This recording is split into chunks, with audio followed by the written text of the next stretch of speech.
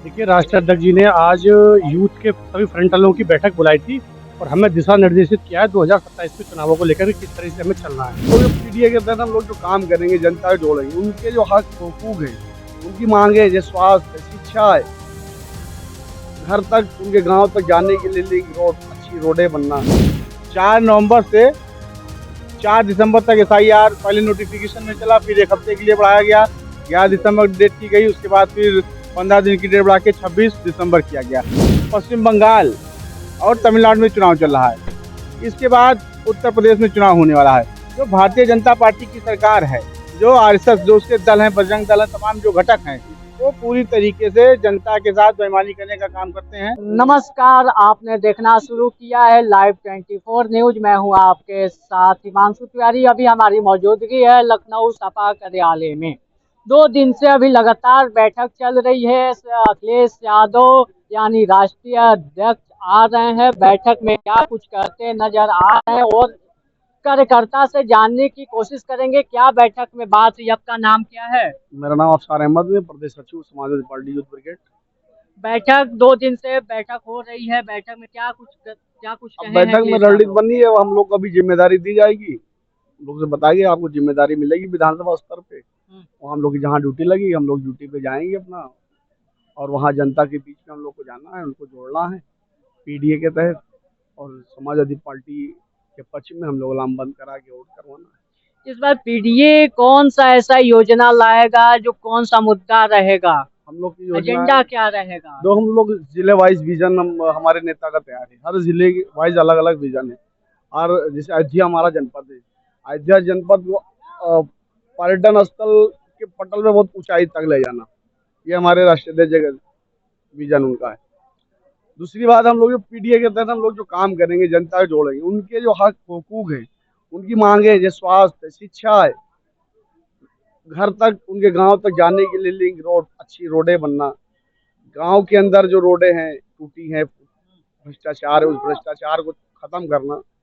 आज थाने में, तहसीलों में लूट मची है। उत्तर प्रदेश के जो मुख्यमंत्री हैं बैठे, इनके सजातीय लोग लूट रहे हैं। थाने में बैठे हैं, कहीं सीओ ऑफिस में बैठे हैं, कप्तान ऑफिस में बैठे हैं, तहसीलों में बैठे हैं, ब्लॉक में बैठे हैं, तो वहाँ आम जनता, गरीब जनता को लूट रहे हैं। फ्री जो काम फ्री निःशुल्क होना चाहिए, वो पैसा दे के जनता करा रही है। अब वो किस तरह करा रही है, उस पर जो है वो जनता ही समझ सकती है। तो इस सब चीज़ों को हम लोग को मिटाना है। उत्तर प्रदेश में जब समाजवादी पार्टी की सरकार आएगी, तो जब उनके हक हुकूक पे हम लोग काम करेंगे, उनको उन योजनाओं का, उनके स्तर की जो योजना है, उनको हम लोग उनके स्तर उनको पहुंचाना, उनके तक उनको उसका लाभ मिले, और भ्रष्टाचार उत्तर प्रदेश से हम लोग को खत्म करना है। क्या नाम है आपका? रितेश यादव, प्रदेश उपाध्यक्ष, समाजवादी पार्टी मुलायम यूथ ब्रिगेड। अभी 2 दिन से बैठक बैठी है, क्या बात हुआ है? देखिए, संगठन को लेकर बैठक होती रहती है, राष्ट्रीय अध्यक्ष जी बैठक बुलाते रहते हैं, लेकिन जो बैठक बुलाई गई है 2027 के चुनाव को लेकर के रणनीति तैयार की गई। ठीक है, अभी आपने देखा कि एसआईआर चल रहा था। 27 अक्टूबर 2025 को पहला नोटिफिकेशन चुनाव आयोग का जारी हुआ, और फिर 4 नवंबर से 4 दिसंबर तक एसआईआर पहले नोटिफिकेशन में चला, फिर एक हफ्ते के लिए बढ़ाया गया। 11 दिसंबर डेट की गई, उसके बाद फिर 15 दिन की डेट बढ़ा के 26 दिसंबर किया गया। उसके बाद 6 जनवरी को पहला प्रकाशन आता है।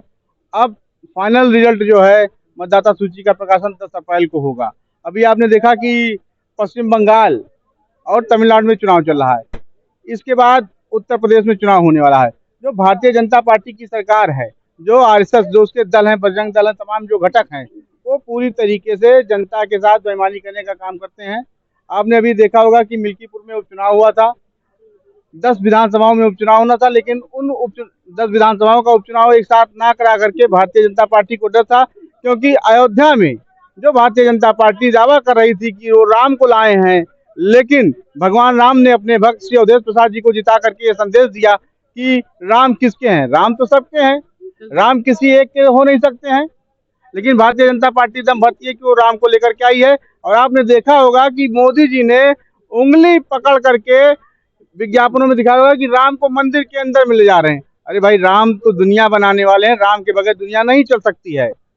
उनको आईना दिखाने का काम अयोध्या की देवतुल्य जनता ने किया अवधेश प्रसाद जी को चुनाव जीता करके।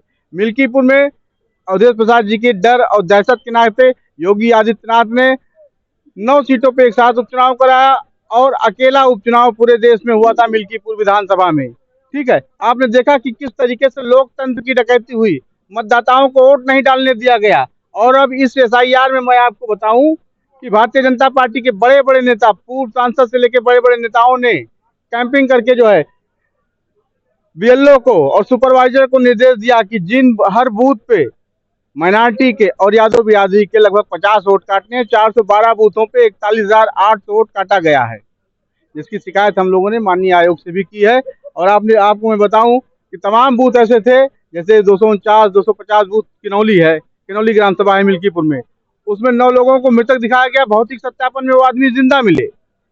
तो किसी भी आदमी को, जीवित आदमी को मृतक दिखाना ये ताज़े-राते हिंद में अपराध है।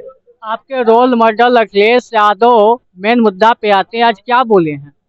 राष्ट्रीय अध्यक्ष जी ने कहा कि दबे, पिछड़े, शोषित, वंचित वर्ग के लोगों को न्याय दिलाने के लिए समाजवादियों को कमर कसनी होगी। समाजवादी लोगों ने ही सामाजिक न्याय की स्थापना के लिए आंदोलन किए हैं, जेलें काटी हैं और अब हमारे नौजवानों को तैयार रहना होगा। 2027 के लिए कमर कसनी होगी। जो शोषित वर्ग के लोग हैं, पिछड़े लोग हैं, दबे वर्ग के लोग हैं, दलित बिरादरी के हैं, अल्पसंख्यक समाज के लोग हैं, जिनके ऊपर भारतीय जनता पार्टी ने बुलडोजर चलाने का काम किया है, जिनको लूटने और दबाने का काम किया है, उन लोगों को न्याय दिलाने के लिए हम लोगों को आगे बढ़ करके काम करना होगा और पीडीए प्रहरी के रूप में, ईवीएम प्रहरी के रूप में कड़ी नजर रखनी होगी, एक भी वोट कटने ना पावे। हम लोग जो है गांव-गांव जाकर के बूथ-बूथ पे जो है अपने वोटों को मजबूत करेंगे और 2027 में भारतीय जनता पार्टी की सरकार को उखाड़ फेंकेंगे और माननीय राष्ट्रीय अध्यक्ष श्री अखिलेश यादव जी को एक बार पुनः उत्तर प्रदेश का मुख्यमंत्री बना करके उत्तर प्रदेश को विकास के रास्ते पर अग्रसर करेंगे। क्या नाम है? प्रशांत शर्मा। प्रधान जी बताइए, आज बैठक हुआ था, क्या बात हुआ है उसमें? देखिए, राष्ट्रीय अध्यक्ष जी ने आज यूथ के सभी फ्रंटलों की बैठक बुलाई थी और हमें दिशा निर्देशित किया है 2027 के चुनावों को लेकर किस तरह से हमें चलना है। लेकिन इसकी एक हल्की सी झांकी, जिस तरह से एक रैली सफल हुई है 29 मार्च को दादरी में राष्ट्रीय अध्यक्ष जी ने चुनाव का आह्वान कर दिया है और उसी से पहले एक दिन पहले प्रधानमंत्री जी की रैली थी 28 मार्च को नोएडा गौतम बुद्ध नगर में। आप देख लो किस तरह से वो रैली फ्लॉप हुई प्रधानमंत्री जी वाली एक दिन पहले की। और 29 मार्च को जो जन सैलाब रैली में उमड़ा राष्ट्रीय अध्यक्ष अखिलेश यादव जी में, उस रैली की चर्चा इतनी समाजवादी पार्टी में नहीं है जितनी उस रैली की चर्चा भारतीय जनता पार्टी के अंदर है। हर कार्यकर्ता घबरा रहा है, क्योंकि आप तो लगातार कवर कर रहे हैं, देख ही रहे होंगे, हर जगह उस रैली की चर्चा, उसी रैली की बात कर रहे हैं, बार बार उसके पीछे लग गए। तो कहीं ना कहीं वो घबराए हुए हैं और हम लोग तो भूल चुके हैं, क्योंकि हमारा अगला टारगेट है राष्ट्रीय अध्यक्ष जहाँ भी निर्देशित कर देंगे उस रैली को जोड़ तोड़ के सभी फ्रंट सभी मिलके सफल बनाना है। तो ये आगाज हो चुका है, जनता जाग चुकी है, सभी महिलाएं, सभी पुरुष, सभी बच्चे, सभी बुजुर्ग रोड पे थे उस दिन और सभी राष्ट्रीय अध्यक्ष जी का संबोधन सुनने के लिए इतनी भारी संख्या में आए। 2027 में किसकी सरकार बनेगी? 2027 में बहुत भारी बहुमत से, पूर्ण बहुमत से समाजवादी पार्टी की सरकार बनेगी और राष्ट्रीय अध्यक्ष अखिलेश यादव जी मुख्यमंत्री बनेंगे। धन्यवाद। बहुत बहुत धन्यवाद। देखना बड़ा दिलचस्प होगा 2027 में किसकी सरकार बनती है। 2027 को लेकर चुनावी बच चुका है, रणनीति तैयार हो चुकी है सपा की। तब तक के लिए हमारे चैनल को लाइक करें, सब्सक्राइब करें। धन्यवाद।